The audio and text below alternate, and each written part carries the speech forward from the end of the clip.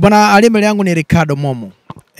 Dunia hii ina Ricardo watatu ambao kwenye dunia. Ricardo Quaresma, Ricardo Kaka, lakini Ricardo huyu Momo yuko Tanzania. Wasafi wanakwenda hatua robo nusu finali.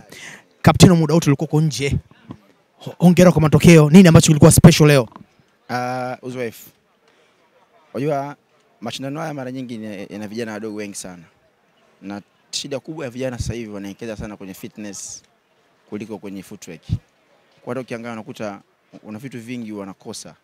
Sasa unapokutana na watu wazima ambao wamecheza mashindano makubwa, mfano kama timu yangu, 90% ya wachezaji wengi nilikuwa nao ni maplayer ambao wamecheza, mfano kuna Ninja, kuna Habasi, kacheza na Niliu Madui, kuna Ninja, kuna Maadhi, kuna Kapombe, kuna Jesse, kuna Beka, kuna Omar Waine. Kwa ni experience ambao wamekutana na watu ambao wenye uwezo mkubwa katika timu zao walizocheza hizo. Kwa hiyo unapokutana na vijana kama ambao wanatumia nguvu nyingi, sisi tunawekeza kwenye akili. Ndio maana ukiangalia toka tumeanza mpaka tunaingia nusu finali, atupoteza hata mchezo huu mmoja, kwa sababu sisi tuna watu na uzoefu ambao tunatumia akili nyingi kuliko nguvu kama wanavyotumia vijana.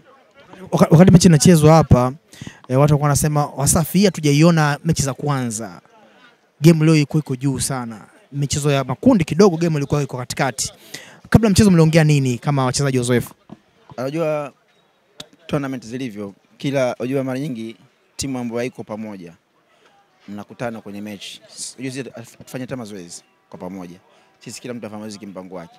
Kwa hiyo tunazoeana kutokana na mechi. Ushafahamu vizuri. Kwa mechi ya kwanza tulikuwa wageni.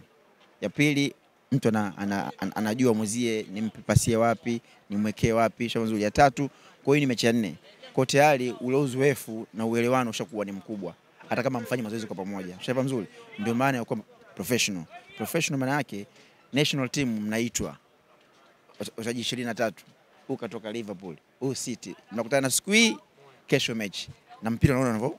Ndio maana kwa professional. Sasa hawa ni wengi professional.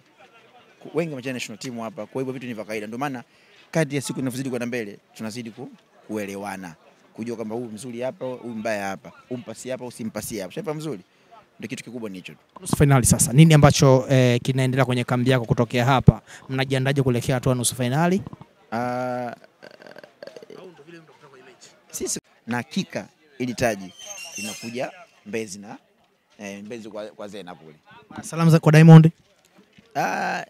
Yeye anatakia anue popcorn, angalie filamu, kombe linakuja Mbezi kwa Zena.